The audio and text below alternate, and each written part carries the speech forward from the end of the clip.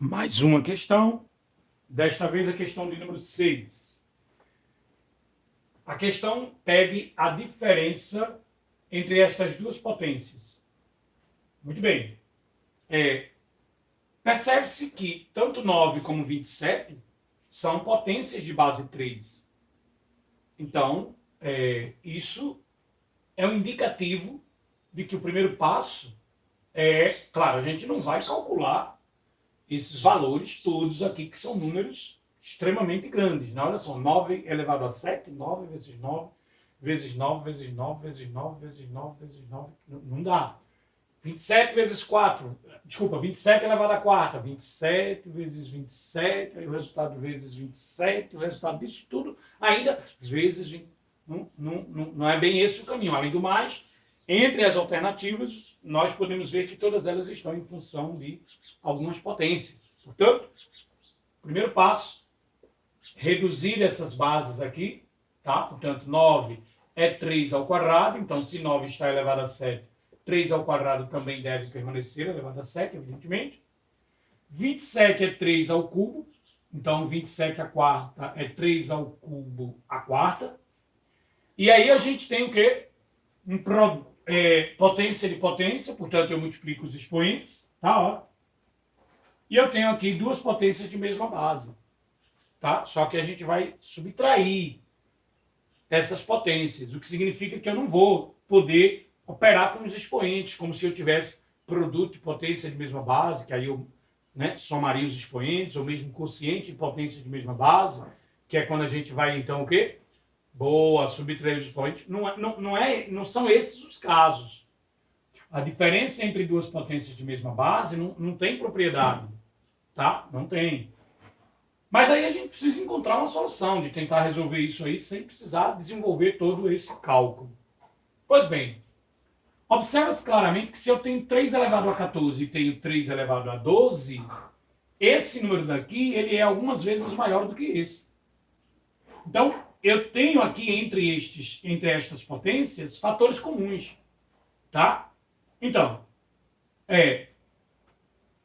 3 elevado a 14, eu posso escrever como sendo 3 ao quadrado vezes 3 elevado a 12. Não é? Olha só, 12 mais 2 não é 14? Muito bem. Produto e potência de mesma base, repete a base, somos os expoentes. Então, se eu tenho 3 elevado a 14 e 3 elevado a 12, eu posso escrever 3 elevado a 14 como sendo um produto em que um dos fatores vai ser 3 elevado a 12. E assim sendo, eu passo a ter aqui dois números que têm fator comum. Essa é a ideia. Então, beleza. 9 vezes 3 elevado a 12 menos 3 elevado a 12 é 8 vezes 3 elevado a 12. A gente em sala, inclusive, a gente, quando conversou sobre isso, a gente comparou essa situação com essa situação aqui. Olha, os senhores imaginem 9x menos x. Né? Oi? Exato, dá 8x. 9x menos 8x dá 8x. Então, se você olhar para x como sendo 3 elevado a 12, você vai entender isso aí. Você vai entender por que eu... Opa, peraí. Fator comum. Então, 3 ao quadrado vezes 3 elevado a 12 dividido por 3 elevado a 12 dá 3 ao quadrado, que é 9. Menos 3 elevado a 12 dividido por 3 elevado a 12, menos 1. Portanto, é isso que a gente faz quando está trabalhando produtos notáveis. E aí 9 menos 1, 8, portanto. Poderia estar escrito dessa forma, né? Olha só. Mas aqui já é uma das alternativas, no caso é a alternativa B. Então já para aqui. Mas lembre-se que a gente podia ainda ter feito aí. E olha só que interessante. Eu podia ter posto entre as alternativas, atenção. Olha só, quem é 3 elevado a 12? Posso escrever como 3 ao cubo vezes 3 a 9. Perfeito, gostei. Olha só. Por quê? Porque 9 mais 3 é 12. E com isso, surge aqui uma nova alternativa, caso a gente quisesse. Olha só.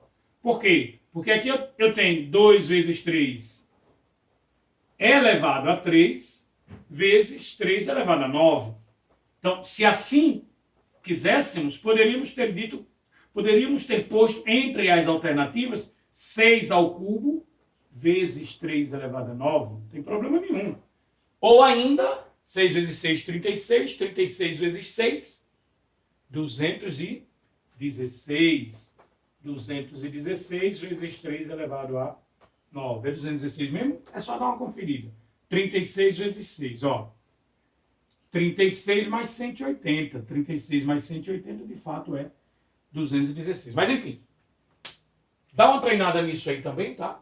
Que é interessante. São belos problemas que a gente pode formar usando essa ideia, né? Olha só, produtos notáveis dentro de, né, fator comum e, enfim, para a gente operar com números e potências e, enfim. Beleza, turminha? Bora para a próxima?